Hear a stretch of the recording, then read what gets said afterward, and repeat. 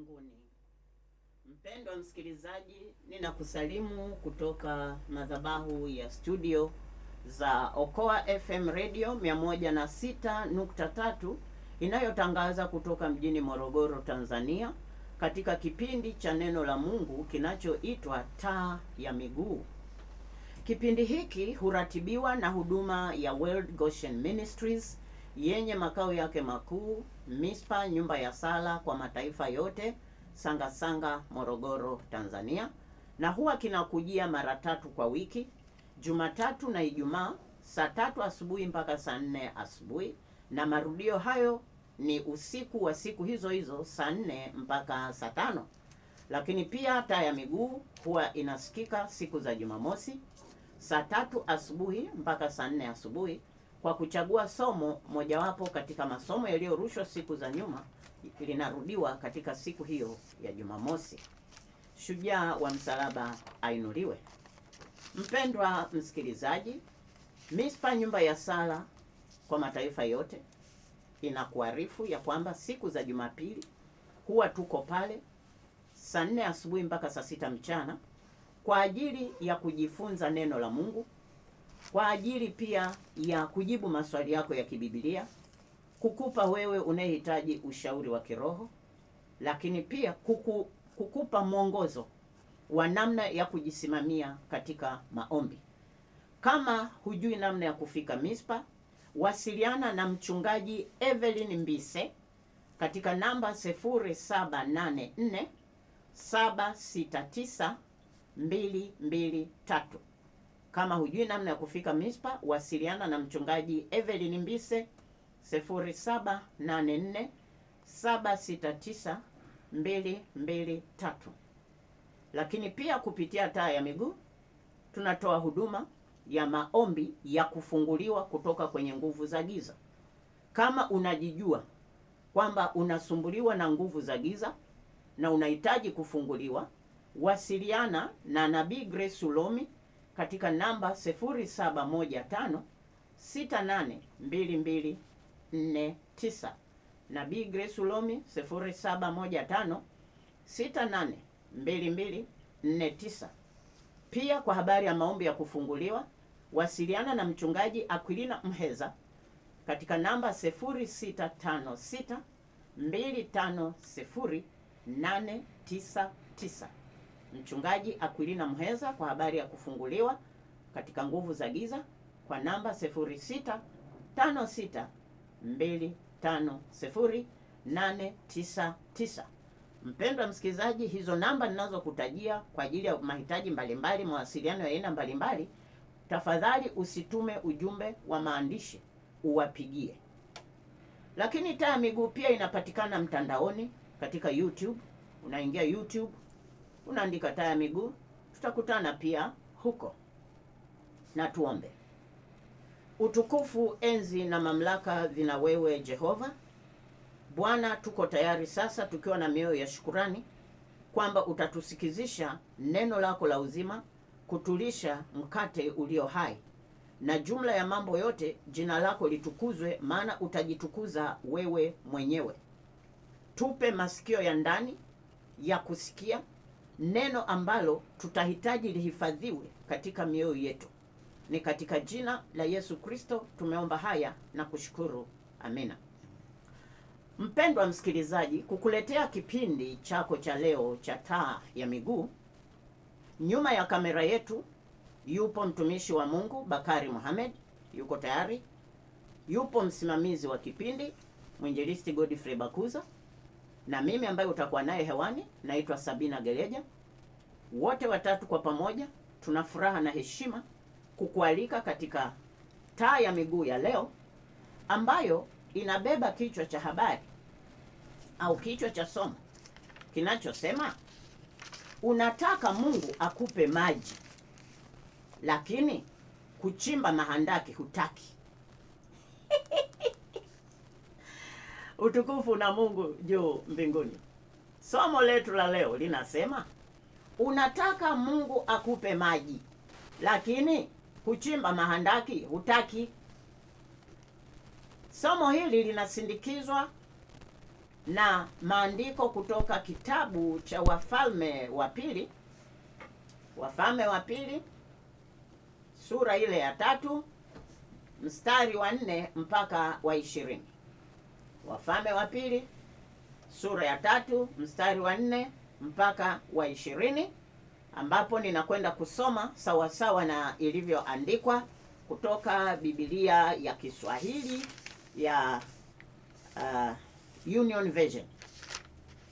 Basi Mesha mfalme wa Moabu alikuwa mfuga kondoo, naye alikuwa akimlipa mfalme wa Israeli sufu ya wana kondoo 1,100 na ya kondoo waume 1,100. Lakini ikawa Ahabu alipokufa mfalme wa Moabu, akamwasi mfalme wa Israeli. Akatoka wakati ule ule mfalme Yoramu katika Samaria, akawahesabu Israeli wote.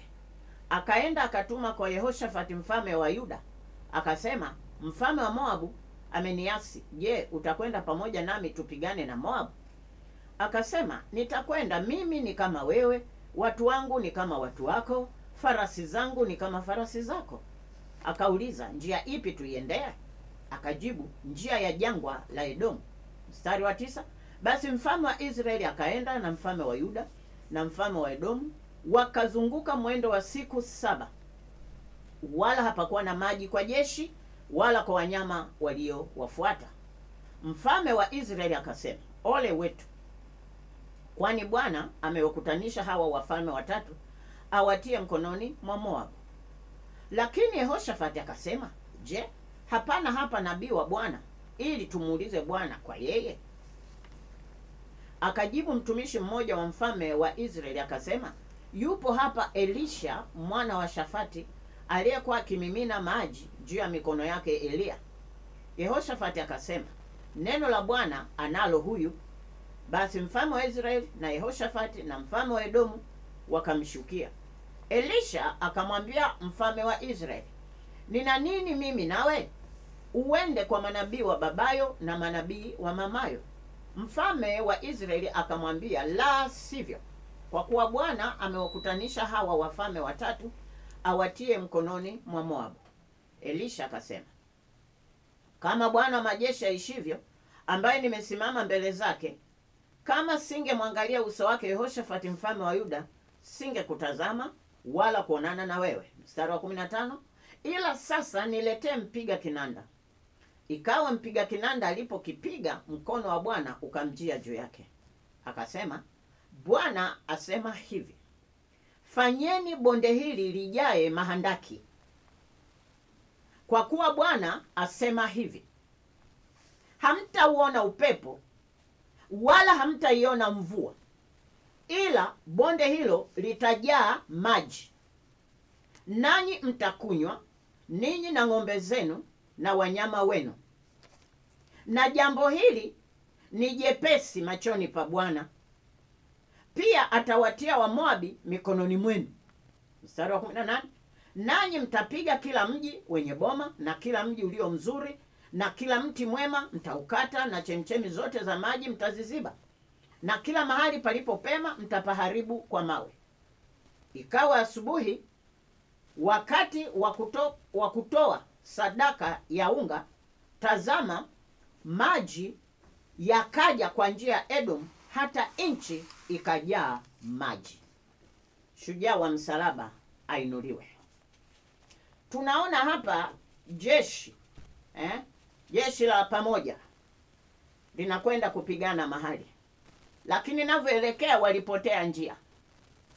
Wanatembea kwa mwendo wa siku 7, hawaoni maji. Siku 7 hakuna maji popote, hawakutani na mto wala mfereji wenye maji wala dimu, hakuna maji. Askari, binadamu wana njaa, wana kiu, wanyama wanaofuatana nao, unajua farasi na nini, wana kiu, hakuna maji kabisa. Ndipo wanatafuta msaada kwa nabii wa Mungu. Nabii alikuwa ni Elisha. Wanapompata Elisha, unajua tumekwisha kusoma, tusipoteze muda kukuelezea hicho kitu. Lakini nabii Elisha anapomuuliza Mungu kwa habari ya maji, ambao ndio ulikuwa uhitaji wa hawa watu, maji, Mungu anamwambia Elisha, waambie wachimbe mahandaki. Waambie wachimbe mahandaki. Alafu anasema hamtauona upepo wala hamtaiona mvua, lakini hii nchi yote itajaa maji. Shujaa msaba inuliwe. Ngoja turudie ule mstari. Ule mstari wa 16 na wa 17. Akasema, Bwana asema hivi, fanyeni bonde hili lijae mahandaki. Kwa kuwa Bwana asema hivi, hamtauona upepo wala hamtaiona mvua, ila bonde hilo litajaa maji, nanyi mtakunywa, ninyi na ng'ombe zenu na wanyama wenu. Twende mstari wa 18, anasema, na jambo hili ni jepesi machoni pa Bwana, pia atawatia Wamoabi mikononi mwenu. Unaona, hawa watu wameenda na shida yao moja tu. Shida yao ilikuwa ni maji ya kunywa, hata na kuoga. Wao na wanyama wanywe maji. Wanapokutana na huyu nabii wa Bwana, na nabii anapomuuliza Bwana, Bwana anasema waambie wachimbe mahandaki. Wachimbe mahandaki. Hawataiona mvua, hawataona upepo, lakini bonde hili lote litajaa maji. Haleluya. Nao watakunywa. Wao watakunywa, wanyama wao watakunywa. Na bado Mungu anasema watakapokuwa wamechimba mahandaki, bado Mungu atawatia Wamoabi mikononi mwao. Maana hao walikuwa wanaenda kupigana na Wamoabi. Kwa ahadi ya Mungu inaongezeka pale kwamba wana uhakika wa kushinda ile vita. Lakini wao shida yao ya kwanza ilikuwa nini? Maji. Mungu anawaambia wachimbe mahandaki. Na anawaambia kabisa, hakuwaficha. Hawataona upepo wala hawataona mvua. Na bado nchi ile, bonde lile, wakichimba mahandaki, bonde lile litajaa maji, watakunywa wao na wanyama wao. Halo? Iko shida. Mara ngapi Mungu umemwendea umemwendea unataka maji ya aina fulani. Maji. Mungu anakuambia chimba mahandaki. Chimba mahandaki. Alafu wewe unasema, Mungu nimekuambia hivi, naomba maji. Asa mahandaki ya nini? Mimi naomba maji. Mungu anakurudia tena, anakuambia chimba mahandaki. Wewe umeng'ang'ana. Yaani unaanza kumfanya Mungu akubaliane na njia za kibinadamu. Na Mungu katika tukio hili alijiweka wazi mno kwamba yeye haenendi kibinadamu, kwamba ili upate maji ya kunywa inabidi mvua inyeshe. Na ili mvua inyeshe inabidi utangulie upepo. Kuna ule upepo wa mvua ule, inabidi utangulie upepo. Baada ya ule upepo ije mvua, alafu ndio maji yaonekane, we ukinge kwenye jaba, kwenye ndoo. Mungu anatenda kama Mungu. Unajua Mungu akishaanza kuenenda kibinadamu kama wewe unavyotaka kumuongoza afanye, anaacha kuwa Mungu. Hawezi kuwa Mungu. Mungu anatenda katika uungu. Mungu hatendi kwa njia za kibinadamu. Ndio maana anaongea vizuri tu katika Isaya 55 pale. Ukisoma Isaya 55 mstari wa 8 mpaka wa 10 kule, anasema mawazo yangu si mawazo yenu, na njia zenu si njia zangu. Naam. Lakini bado mara kadhaa katika maisha yetu tunamtarajia Mungu aenende kwa mawazo yetu, aenende kwa njia zetu sisi. Lakini Mungu anasema katika Isaya 55 mstari wa 8 mpaka wa 10 mpaka wa 11, soma pale. Mungu anasema, kama ambavyo ardhi ilivyo mbali na mbingu. Sio kama utaweza kupima huo umbali hata siku moja ukafanikiwa. Kama ambavyo ardhi iko mbali na mbingu, au mbingu zilivyo mbali na ardhi. Mbingu ziko juu mno na ardhi. Mungu anasema katika Isaya 55 kwamba ndivyo yalivyo mawazo yenu na mawazo yangu, ndivyo zilivyo njia zenu na njia zangu. Yaani mawazo yetu ya kibinadamu, njia zetu za kibinadamu ni usawa wa ardhi. Mawazo yake yeye Mungu na njia zake yeye Mungu ni usawa wa mbingu zilivyo. Shujaa msaba inuliwa. Sasa hapa hawa watu wanataka maji. Mungu anawaambia wachimbe mahandaki kwenye lile bonde, na anawaambia hakutakuwa na upepo wala mvua, lakini bonde litajaa maji. Kinachotakiwa wao ni kuchimba mahandaki. Ndipo tukasema katika taa ya miguu kwenye kichwa cha somo leo, unataka Mungu akupe maji, lakini kuchimba mahandaki hutaki. Umeng'ang'ana kumwambia Mungu, Mungu mimi nimesema nataka maji. Sasa habari ya kuchimba mahandaki ya nini? Si unipe tu maji. Na wakati mwingine unamwambia Mungu ya kwamba sasa Mungu, maji yatatokana na nini? Na umeshasema hakuna upepo wala hakutakuwa na mvua. Sasa mimi nikichimba mahandaki sinasumbuka bure. Hapo ndipo unapokwama. Hapo ndipo unapokwama. Mawazo yako ya kibinadamu unataka Mungu ndio afanye kazi kwa mawazo hayo. Haitawezekana. Basi huyo atakuwa sio Mungu. Hapa Mungu alijifunua uwazi kabisa kwamba anayetaka maji achimbe mahandaki. Lakini huku akijua ya kwamba hakutakuwa na upepo wala mvua, na bado maji yatakuwepo. Ili Mungu akupe maji, haenendi kwa njia zako ulizozoea, kwamba utangulia upepo alafu ndio mvua inyeshe alafu upate maji. Kwa Mungu maji sio lazima yatokane na mvua. Shujaa msaba inuliwe. Mungu akitaka kukupa maji sio lazima kuje upepo alafu kuje mvua. Anachotaka ni wewe kufata masharti yake tu. Kuna upepo au hakuna upepo, kuna mvua au hakuna mvua, bado uwezo wa Mungu wa kukupa maji uko pale pale. Lakini Mungu anachotaka uchimbe mahandaki. Watu hawataki kuchimba mahandaki. Wewe unayenisikiliza hutaki kuchimba mahandaki.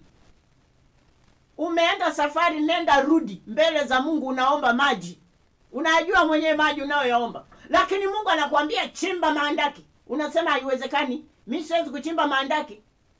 Kwani mimi askari nakimbia vita? Mnayo hayo majibu. Kwani mimi askari nakimbia vita? Mahandaki ya nini? Mimi sichimbi handaki. Mungu wewe nipe tu maji. Alafu lakini Mungu inawezekanaje? Hivi Mungu kweli? Maji yatapatikana kweli? Mungu bila mvua? Mungu. Yaani mko hivyo. Lakini Mungu akisha sema chimba mahandaki, utapata maji. Bila mvua, bila upepo, maji yatakuja. Na je, hapa hayakuja maji? Si tumesoma ya kwamba wale walipotii wakachimba mahandaki, bonde lote likajaa maji. Kwa maana ya kwamba yale mahandaki waliochimba yalijaa na bado maji yakaja juu. Yaani bonde zima likawa na maji kiasi kwamba mimi naamini ulikuwa uwezi kujua hivi yale mahandaki yako eneo gani na eneo gani tuliweka mahandaki. Kwa sababu Biblia imesema bonde likajaa maji, sio mahandaki yakajaa maji. Halo? Soma Biblia vizuri. Kwa hilo labda utanichoka kwamba Biblia sio gazeti la udaku. Isome Biblia kwa mwongozo aliyeiandika Roho Mtakatifu, upate mafunuo, upate siri zilizojificha humo. Shujaa msaba inuliwe. Hapa tunaambiwa kwamba bonde zima lilijaa maji, sio mahandaki yalijaa maji. Kwa ina maana mahandaki yalijaa yakapitiliza. Huwezi ukajua handaki liko wapi, ni bonde zima limejaa maji. Lakini lile bonde liliwezaje kujaa maji? Hata hawa wakanywa na wanyama wao wakanywa.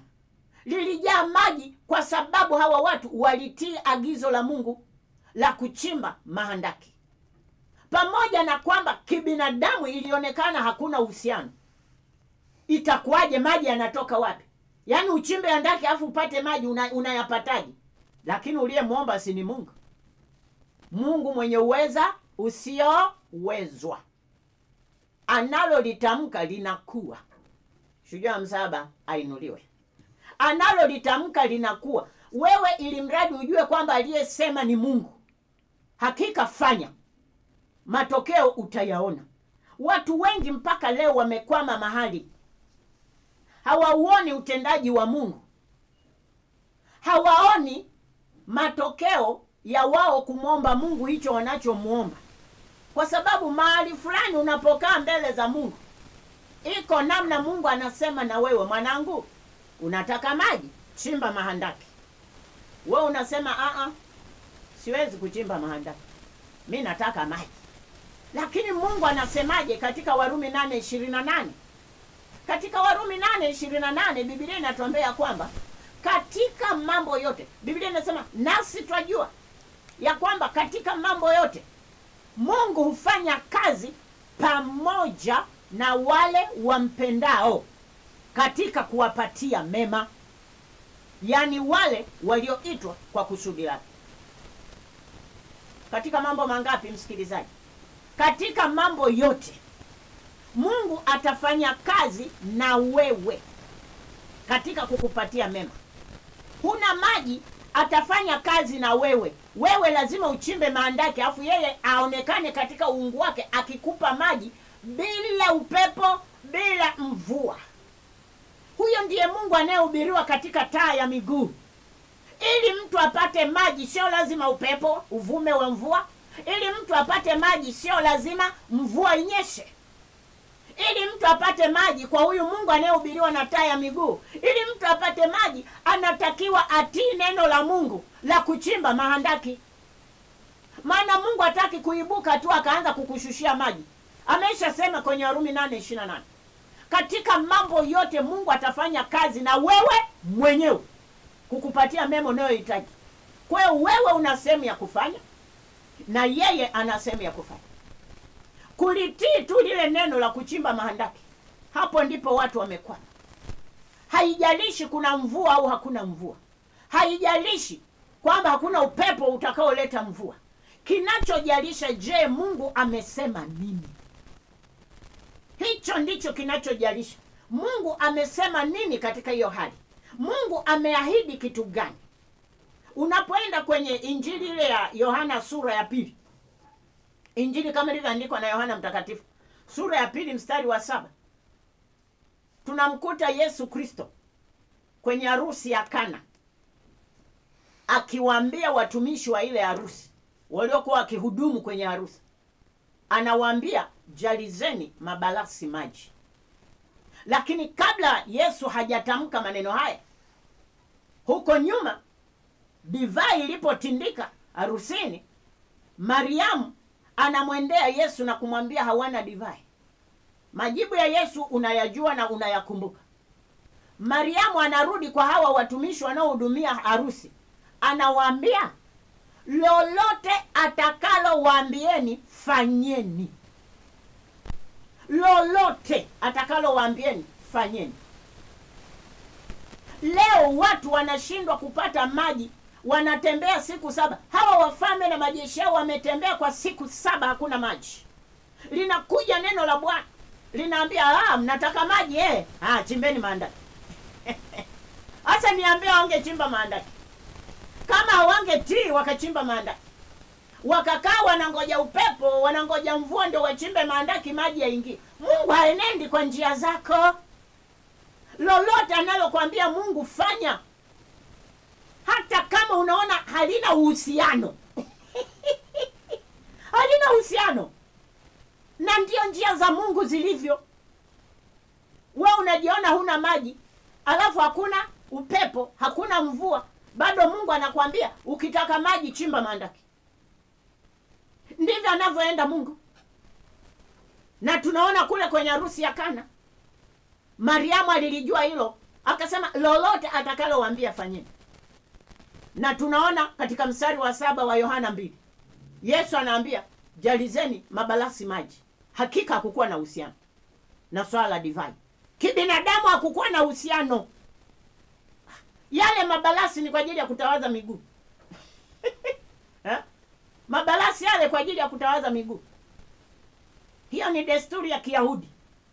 Kwenye nyumba yoyote nje kuna hilo chombo kama lipipa fulani hivi, linakuwa na maji.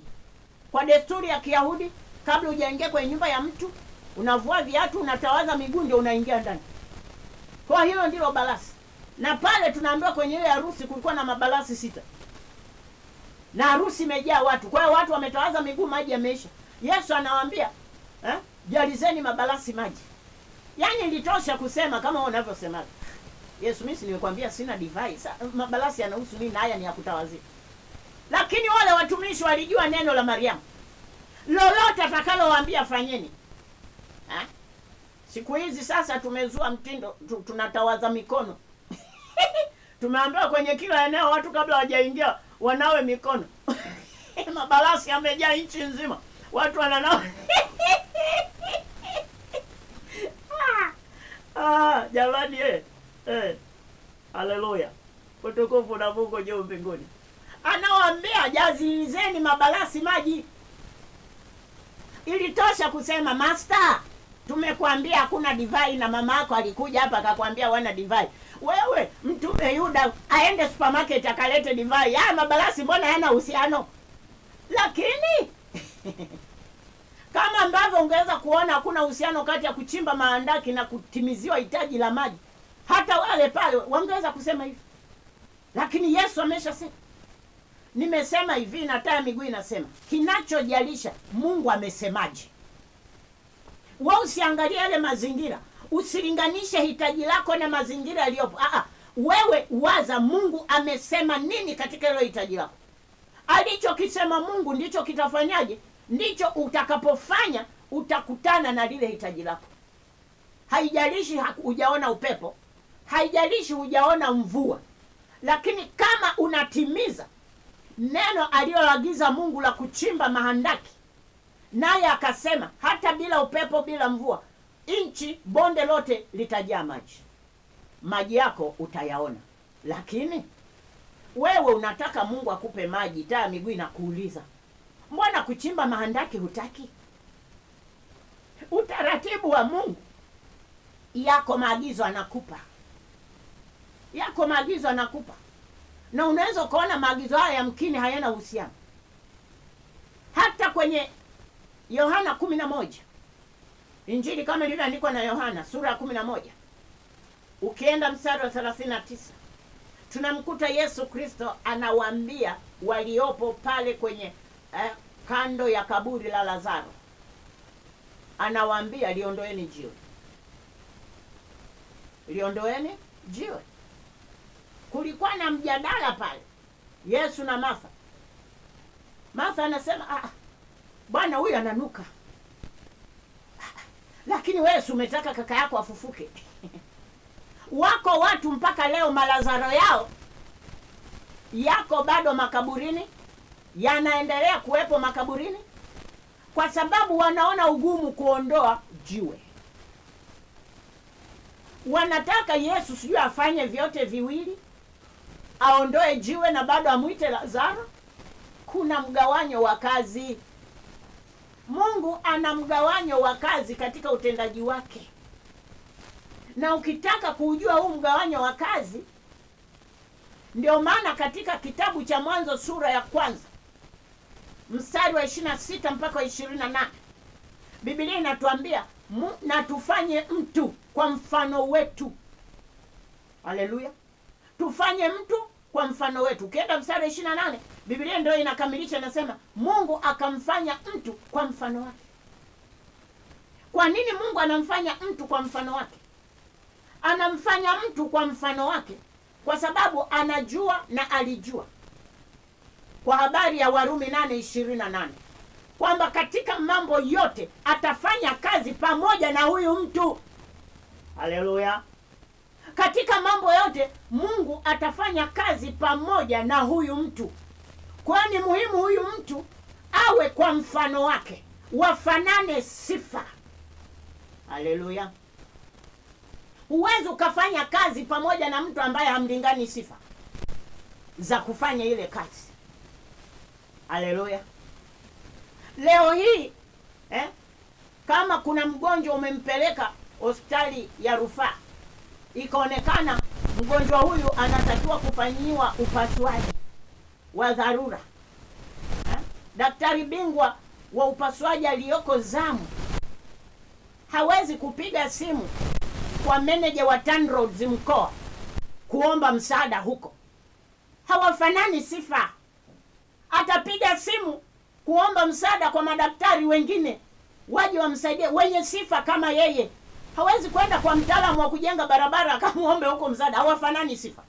Sasa Mungu alimfanya mtu kwa mfano wake, akijua kwamba kuna Warumi 8:28 katika mambo yote atahitaji kufanya kazi na huyu mtu ili ampatie mema. Wewe mbona hutaki kufanya kazi pamoja na Mungu? Wewe umekaa tu hapo, Mungu sina maji. Mungu anakuambia chimba maandaki, hutaki kuchimba maandaki. Yesu anakuambia ondoa jiwe basi nimtoe Lazaro wako, hutaki kuondoa jiwe. Alafu mawe mengine anayowasumbua watu ni kuamini. Mtu hataki kuamini kwamba hilo jambo linawezekana. Sasa Yesu hawezi kuamini kwa niaba yako. Ni juu yako kuamini kuondoa jiwe. Yeye kazi yake ni kumuita Lazaro. Kama ambavyo katika hili tukio tulilolisoma kwenye Wafalme wa Pili sura ya 3, Mungu hawezi kushuka aanze kuchimba maandaki. Ni kazi yako wewe kuchimba maandaki, alafu Mungu bila mvua bila upepo anaamuru bonde lijae maji. Mchezo unaisha. Sijui mzaba inuliwa. Kuna watu wanamgoja Yesu aondoe mawe. Hafanyi kazi hiyo, kuna mgawanyo wa kazi. Wewe utaondoa jiwe, Yesu atamwita Lazaro wako atoke. Kuna watu wanamgoja Yesu ajazilize mabalasi maji. Haiwezekani. Wewe unataka divai? Wewe uliyeishiwa divai ndio ambaye una wajibu wa kujaliza mabalasi maji. Kazi ya Yesu ni kutoa hilo agizo, jalizeni mabalasi maji. Ukishajaza anakwambia chota.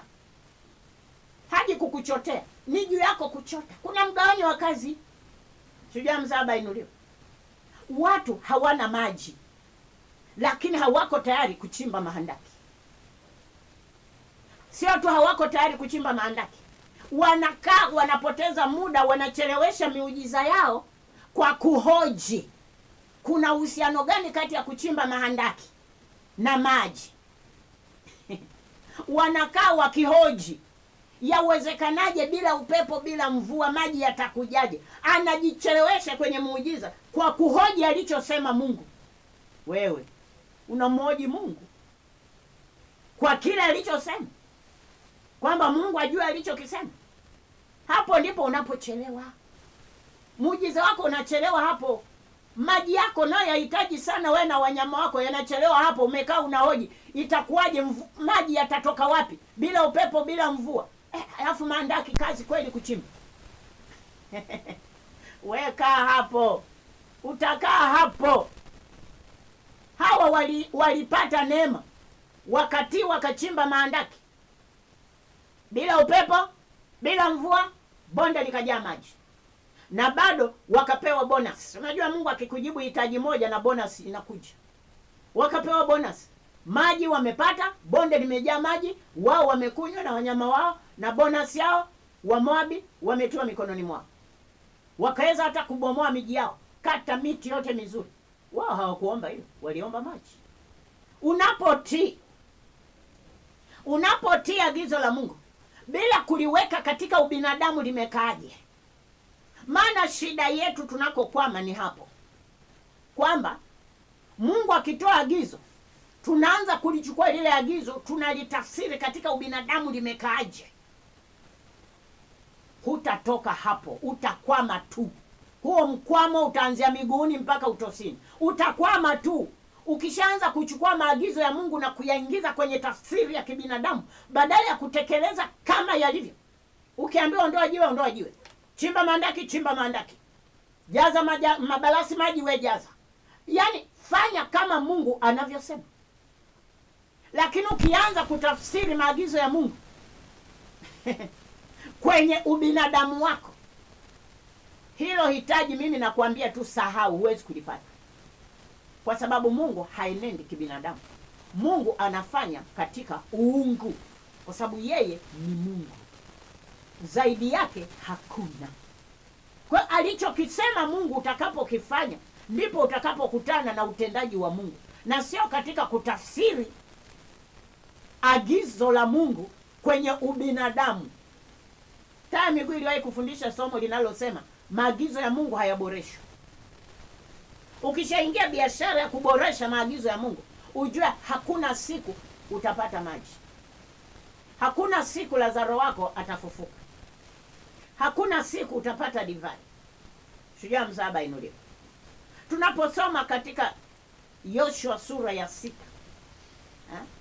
Yoshua sura ya 6 ni tukio ambalo wana wa Israeli ili wamiliki kwenye nchi ile ya ahadi, maana wameshavuka Yordani, wameingia sasa. Kulikuwa na mji wa Yeriko. Yeriko ilikuwa ni ufalme kamili. Una mfalme. Ni mji lakini ni ufalme wenye mfalme, una majeshi yake. Ili waweze kutamalaki kwenye nchi ya ahadi, huu mji wa kwanza wanaokutana nao Yeriko ilibidi ubomolewe, utekwe. Haleluya. Angalia maagizo anayopewa. Mungu anamwambia Joshua, tazama nimeutia Yeriko. Hiyo ni Yoshua 6 mstari wa 2. Bwana akamwambia Yoshua, tazama nimeutia Yeriko katika mkono wako, na mfalme wake na mashujaa wake, nanyi mtauzunguka mji huu, watu wote wa vita, mkiuzunguka mji mara moja.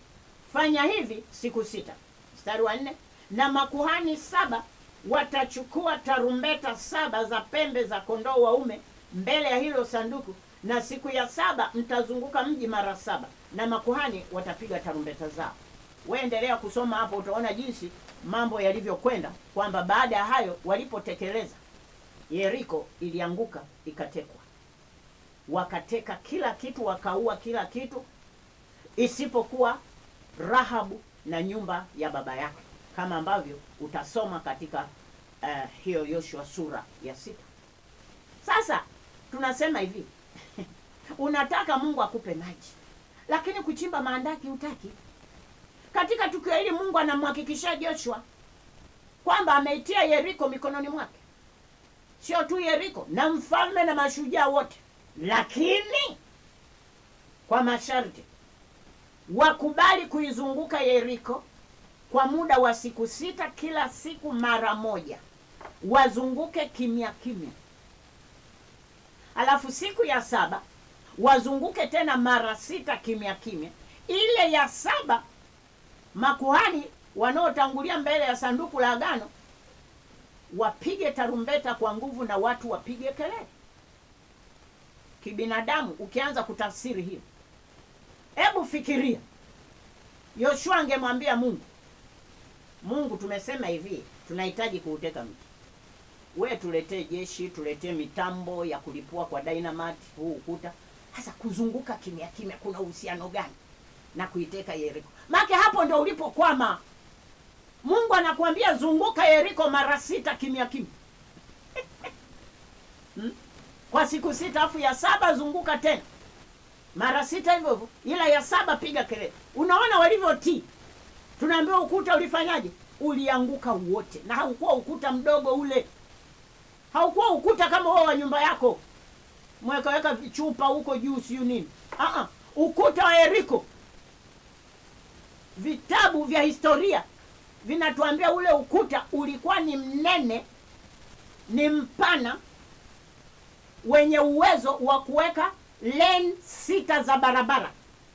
Kwa maana ya kwamba lane 3 za barabara zinaenda upande wa mashariki, lane 3 zinaenda upande wa magharibi. Kwa magari 6 yangeweza kuendeshwa juu ya ukuta wa Yeriko bila kusababisha ajali.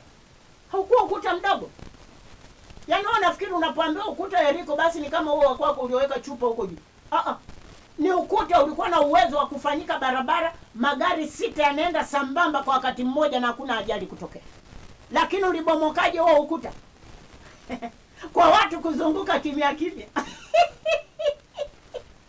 Watu wanazunguka kimya kimya. Wanarudi wanakaa. Mpaka ile ya 7 iliyotimia ya Mungu, ukuta wote ukaanguka. Ikabaki nyumba ya Rahabu peke yake. Taa miguu inakwambia, unataka Mungu akupe maji, lakini kuchimba maandaki hutaki. Unaona maagizo ya Mungu ni kama vile hayakukaa sawa sawa. Itakuwaje maji yajae kwenye hili bonde na mvua kuna upepo? Itakuwaje ukuta Yeriko uanguke? Utaangukaje ukuta wa Yeriko Mungu? Tunahitaji hapa dynamite ya kubomoa. Walizunguka kimya kimya, wakauteka mji. Na ujue kwamba hawa watu wakati wanazunguka kule ndani walikuwa wanajua. Watu wa Yeriko walijua kinachoendelea nje. Lakini wakafa ganzi. Mungu akawapiga bumbuazi tu. Kwa sababu wangeweza wao kule ndani kupanda juu ya ukuta, wakawarusha mishale huku chini. Hapo vita ikawa imeisha. Israeli wakashindwa. Yaani wakafa tu wote kiurahisi. Lakini hata hilo wazo halikuwepo, kwamba wanaweza wakapanda juu ya ukuta wakarusha silaha huku nje kwa chini, wakawamaliza. Wakakaa kule ndani wanatetemeka. Kwa maneno ya Rahabu anasema watu wote pamoja na mfalme wamekufa mioyo, hawezi hata kuinuka. Wewe unangoja dynamite ubomoe ukuta wa Yeriko, wakati Mungu anakwambia wewe zunguka tu kimya kimya. Hupati maji kwa sababu hutaki kuchimba maandaki. Agizo la Mungu wewe litii tu, kwamba amesema chimba andaki, wewe chimba andaki. Kwenye kitabu cha Matendo ya Mitume, Matendo ya Mitume sura ile ya 12 mstari wa 1 mpaka wa 8. Matendo ya Mitume sura ya 12 mstari wa 1 mpaka wa 8. Biblia inasema, panapo majira yale yale Herode mfalme akanyosha mikono yake kuwatenda mabaya baadhi ya watu wa kanisa. Akamua Yakobo ndugu yake Yohana kwa upanga. Huyu Yakobo ndugu yake Yohana ndio wale wana wa Zebedayo ambao waliwahi kwenda na mama yao mbele ya Yesu. Wakasema Yesu anamuuliza mama, unasemaje? Sema nataka watoto wangu mmoja akae kushoto, mmoja akae kulia kwenye ufalme wako. Yesu akamwambia, mama, umeomba jambo gumu. Kwa habari ya mmoja kuketi kushoto au kulia kwa ufalme wangu, nijua babangu kuapa. Lakini hata hivyo, kikombe ninachokinywea mimi mtakinywea. Yakobo na Yohana, kikombe mtakinywea. Sasa nafikiri Yakobo na Yohana walifikiri ni kikombe cha uji wa ulezi. Wakaitikia, tutakinywea, tutakinywea. Master, kikombe tutanywea. Au kwa uji wa ulezi. Kikombe. Unaona kikombe kilichomkuta Yakobo? Alikatwa kichwa kwa upanga. Si unataka ufalme? Haleluya. Wengi tu wanalilia kwenye ufalme wa Mungu huu. Mimi Mungu nataka unifanyie. Mungu anakuita hivi, kikombe utakinywa. Sio kikombe cha ulezi. Lazima upitie mateso fulani. Lazima uchimbe andaki. Hivi unafikiri kuchimba andaki ni kazi ndogo? Niulize mimi askari mstaafu. Zoezi la kuchimba maandaki. Yaani mnafanya zoezi kwamba vita inakuja. Alafu sisi hatukufanya kwa zoezi inaitwa simulation. Kiukweli, wakati naanza mafunzo ya kwanza ya kijeshi kule Mtwara, wakati wa Msumbiji haijapata uhuru, ndege za kivita za Wareno zinavuka zinakuja Mtwara kudondosha mabomu. Unaambiwa uchimbe andaki la kukutosha we mwenyewe. Ndege zinapokuja zikianza kutishia lile eneo mlilopo uweze kuingia kwenye andaki. Mimi naijua kazi ya andaki. Sasa Mungu anasema chimba nini? Maandaki. Hutaki kuchimba andaki. Haleluya. Haleluya. Ndio hawa kina Yakobo. Tunataka kikombe. Tutakunywa tu. Sio ulezi. Shujaa mzaba inuliwe. Tunaendelea. Tulikuwa katika Matendo ya Mitume sura ya 12 mstari wa 1 mpaka wa 8. Akamua Yakobo ndugu yake Yohana kwa upanga, na akiona ya kuwa imewapendeza Wayahudi akaendelea akamshika na Petro. Siku hizo zilikuwa siku za mikate isiyochachwa. Alipokwisha kumkamata akamweka gerezani, akamtia mikononi mwa vikosi 4 vya askari 4 wamlinde. akitaka baada ya Pasaka kumtoa na kumweka mbele ya watu. Yaani hapa maana yake amweke mbele ya watu auawe. Basi Petro akalindwa gerezani, nalo kanisa likamwomba Mungu kwa juhudi kwa ajili yake. Hata wakati Herode alipotaka kumtoa, usiku ule Petro alikuwa amelala katikati ya askari wawili, amefungwa minyororo miwili. Walinzi mbele ya mlango akalilinda gereza. Mstari wa 7. Mara malaika wa Bwana akasimama karibu naye, nuru ikamulika mle chumbani. Akampiga Petro ubavuni, akamwambia akisema, ondoka upesi. Minyororo yake ikamwanguka mikononi.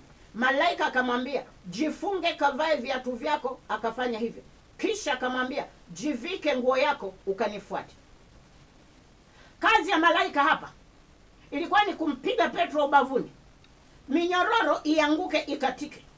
Kazi ya malaika hapa ilikuwa ni kumpa Petro maelekezo ya kufanya ili aweze kutoka. Anamwambia ajifunge, avae viatu vyake, ajivike nguo zake. Haleluya. Wako watu mpaka leo wako magerezani. Ana gereza hili, ana gereza lile, amefungwa humo. Malaika anakuja anasema jifunge. Malaika kisha ingia kwenye hilo gereza uliloko hilo, unalijua. Malaika kisha ingia, kazi yake ni kukupiga ubavuni ili minyororo ianguke mikononi mwako. Kazi ya kujifunga nguo, kazi ya kuvaa viatu na kuhakikisha unamfuata yule malaika ni juu yako. Kuna watu mpaka leo, miaka inaenda inazidi kuongezeka, wako kwenye magereza. Malaika ameshawapiga ubavuni, minyororo inaanguka. Malaika anawaambia jifunge, vaa nguo zako. Anataka malaika ndio amvalishe nguo, anataka malaika amvike viatu. Afanyi kazi hiyo, utakaa humo. Wewe mbona kuchimba maandaki utaki? Unataka maji, lakini Mungu anaposema chimba maandaki, utaki kuchimba maandaki. Mungu anapokuambia zunguka hiyo Yeriko kimya kimya mara 7 si mara 6, ya 7 ndio upige kelele, hutaki kuizunguka Yeriko. Unakaa unasema hii jamani, yani Mungu si unipe tu maji, yani kuzunguka Yeriko yote hii jamani, nitaiweza? Umeambiwa zunguka Yeriko ndio uponyaji wako, ndipo utaweza kuiteka. Wewe hutaki, watu hawataki kuzunguka Yeriko. Asa unayetaka azunguke Yeriko nani? Unayetaka kuchimbia maandaki ni nani? Shujaa mzaba inuliwa. Kwenye Yohana 5 pale mstari wa 6 mpaka wa 8 tunakutana na habari ya yule mtu aliyekaa kando ya birika kwa miaka 38. Baada ya Yesu kumuuliza kama anataka kuwa mzima, kuna malumbano na nini, lakini hatimaye anataka kuwa mzima. Yesu anamwambia jitwike godoro lako uende. Simama, jitwike godoro lako uende. Haiti watu Yesu wa kusimamisha, simama mwenyewe. Hakuna mtu wa kukutwika godoro, jitwike godoro. Kuna watu wamekaa kando ya birika miaka 38. Yesu anakuja ambia simama, jitwike godoro. Master, ungemuita basi jirani yangu anitwike godoro. Yesu amesema jitwike mwenyewe. Anajua unaweza kujitwika. Wewe unataka jirani wa nini akutwike? Watu wanataka maji, kuchimba maandake hawataki. Shujaa mzaba inuliwa. Nuhu ilikuwa okolewe na gharika, lakini ilimpasa kuijenga safina kwa mikono yake. Kazi ya Mungu ilikuwa tu ni nini? Kumpa maelekezo namna ya kuijenga ile safina. Kazi ya Mungu ilikuwa ni kumpa maelekezo aina gani ya mti, aina gani ya lami, iwe na ghorofa 3 ile safina, aweke dirisha upande gani, aweke mlango upande gani. Katika mambo yote, Warumi 8:28, Mungu anafanya kazi pamoja na wewe. Ndio maana akakuumba kwa mfano wake, akaweka sifa zake ndani yako ili aweze kufanya kazi na wewe. Wewe kazi yako ni kuchimba mahandaki. Kazi ya Mungu ni kuamuru maji yajae kwenye hilo bonde. Kuna upepo au hakuna upepo, Mungu mradi amesema chimba mahandaki. Bila mvua maji yatajaa. Shujaa msaba inuliwe. Wewe mbona hutaki kuchimba mahandaki? Watu wao wananiuliza sana wasikilizaji, Sabina jamani, zile shuhuda zako jamani, nimekubali kuchimba mahandaki. Wacha bonde langu lio linajaa maji. Mungu aliposema chimba maandaki, mimi nimechimba. Wewe si unaona hasara kumtolea Mungu sadaka? Si unaona hasara kumpa Mungu fungu la 10? Ni handaki hilo, amesha kuambia unataka maji, chimba maandaki. Halafu bonde linajaa maji. Watu hawataki kuchimba maandaki, lakini wanataka maji ya baraka, wanayataka. Sio maji ya baraka ya kwenye ile dini. Yaani baraka zinakuja kama mvua. Watu hawataki kuchimba maandaki, hawataki. Sijua mzaba inuliwa. Unayatakaje maji na Mungu amekwambia chimba maandaki? Wewe unangoja mvua na upepo ndio upate maji. Kuchimba maandaki hutaki. Lakini kanuni ya Mungu, umetaka maji, anasema chimba maandaki. Mimi nimekubali kuchimba maandaki. Simwibii Mungu fungu la 10. Nimekubali kuchimba maandaki. Siwe mgumu wa kutoa sadaka. Ninapozungumza sadaka, sio lazima iwe ile inayoingia kwenye chombo chako cha sadaka huko kanisani kwako. Jifunze kutoa sadaka ambazo hazitoshi kwenye kile chombo. Wewe umejiwekea mipaka kwamba sadaka lazima itoshe mle kwenye kile chombo. Lini utaanza kutoa sadaka ambazo hazitoshi? Sio tu hazitoshi, huwezi hata kuziingiza mle. Haleluya. Sio tu huwezi kuziingiza kwenye kile chombo, huwezi kuziingiza kwenye hiyo nyumba ya ibada unakoabudu. Ziko sadaka hizo ambazo sio lazima ziingie mle. Sasa kuchimba maandaki hutaki, lakini maji unataka. Wale wasikilizaji wangu ambao mara kwa mara wasema, Sabina, hebu tuambie hivi inakuwaje lakini zile shuhuda. Niliwahi kutoa ushuhuda siku moja kwamba nilikuwa nasafiri na familia yangu, tunakwenda Afrika ya Kusini. Tumefika uwanja wa ndege pale wa Julius Nyerere. Wakaguliwa mizigo, imepimwa mizigo, ikaonekana mizigo yetu imezidi uzito unaoruhusiwa. Yule mtu wa kwenye counter akaniambia, umezidisha mizigo, unatakiwa upunguze hii mizigo. Nikamwambia, katika hii mizigo hakuna kinachoweza kupungua, yote lazima tuende nayo na kwenda na familia yangu. Wakasema basi lipia. Kiasi gani? Dola za Kimarekani 500. Kwenye wallet nina dola 10. Akaniuliza, vipi unazo? Nikamwambia naenda kuchukua. Haya, toa mizigo yako, weka pembeni, wapishi wengine wakati unaenda kuchukua hela. Rafiki yangu amenisindikiza pale, akaanza kucheka, akasema, hivi Sabina ukoje? Mimi mbona najua wallet yako ina dola 10. Kwa hiyo dola 500 unaenda kuchukua wapi? Nikamwambia wewe niache. Nikasogea pembeni kwenye nguzo. Unakumbuka Samson siku ya mwisho aliwezaje kuua maadui wake wengi? Alishikilia nguzo. Nikaenda kwenye nguzo zinazoshikilia ule ukumbi wa kucheki mizigo ya ndege. Nikashika nguzo. Nikanyosha mikono juu. Yaani mkono mmoja nimeshika nguzo, mkono mwingine nimenyosha juu. Nikasema, Mungu, neno lako linasema tusijiwekee hazina duniani ambako nondo na kutu wanaweza kuharibu. Jiwekeni hazina mbinguni. Nina uhakika nina hazina ya kutosha huko mbinguni. Kumbuka sadaka ile, kumbuka sadaka ile, kumbuka fungu la 10 ili kumbuka sijawahi kukuibia fungu la 10. Nikaanza kutaja sadaka ambazo nimewahi kumtolea. Na nyingi ni zile ambazo siwezi kuzibeba kupeleka kanisani nikatoe. Naomba tu unielewe nikisema hivi. Labda nihitaje moja. Niliwahi kujenga nyumba ya kawaida tu. Nyumba ile nikawapa wajane kukaa. Haleluya. Mjane mwenye tatizo la mahali pa kukaa anakaa kwa muda wa miaka 3 bila kulipa kodi. Ana familia, hana mradi, mjane anakaa humo kwa miaka 3 halipi kodi. Analipia tu maji na umeme. Sasa hiyo sadaka huwezi kuipeleka kanisani. Ndio maana nakwambia jifunze kutoa sadaka ambayo haitoshi ndani ya nyumba ya ibada. Yaani lakini si ni sadaka. Nikamkumbusha Mungu ikiwemo neno, nikamwambia kumbuka. Biblia inasema wewe ni mume wa wajane. Wake zako wangapi Mungu nimewahifadhi kwenye ile nyumba wasipate shida wao na watoto wao. Kumbuka. Sasa mimi najua huko mbinguni nina akaunti ambayo hakuna mwizi anaweza kuja. Au niambie Mungu, lini mwizi alikuja akabomoa kaiba hela yangu huko niliyojiwekea? Sasa naomba hundi ya dola za Kimarekani 500 nikawalipe South African Airways. Nikashusha mikono, nikarudi kwenye foleni. Yule mtu ananiona pale kaunta, anauliza umepata? Nikamwambia ndio nimepata. Ziko wapi dola 500? Nikamwambia kuna hundi humu kwenye passport na kwenye tiketi zetu. Nikampa. Mara namwona anachukua mihuri, anagonga, anamuita mtu anayebeba mizigo kupeleka kuingiza kwenye mkanda unaoenda kwenye ndege kupakiwa. Akasema pakia, weka tag, weka alama ya tiketi za hawa wanakwenda Johannesburg. Akanipa kibali cha kupanda ndege, inaitwa boarding pass kwa wote. Akasema haya, safari njema. Haleluya.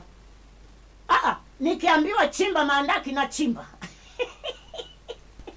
Nikiambiwa usimwibie Mungu fungu la 10 siibi. Nikiambiwa toa sadaka, maana ile Malaki 3 kuanzia mstari wa 7 mpaka 12. Mungu anasema mnaniibia zaka na matoleo. Kwa mimi ninapohitaji maji nishachimba maandaki. Usione ajabu, bonde langu linajaa maji. Sasa usiniulize ile hundi ilikuwaje. Mimi ninachojua nilinyosha mikono juu, nikamwambia Mungu nipe hundi ya dola za Kimarekani 500 na daiwa na shirika la ndege la Afrika ya Kusini kwa ajili ya kulipia mizigo. Kwa ina maana yule nilipowasilisha tiketi zetu, ndani aliona hundi ndio. Mimi sikuwa na haja kuiona. Sienendi kwa kuona, nenda kwa imani. Hilo ndio handaki lingine ambalo watu hawataki kuchimba. Handaki la imani.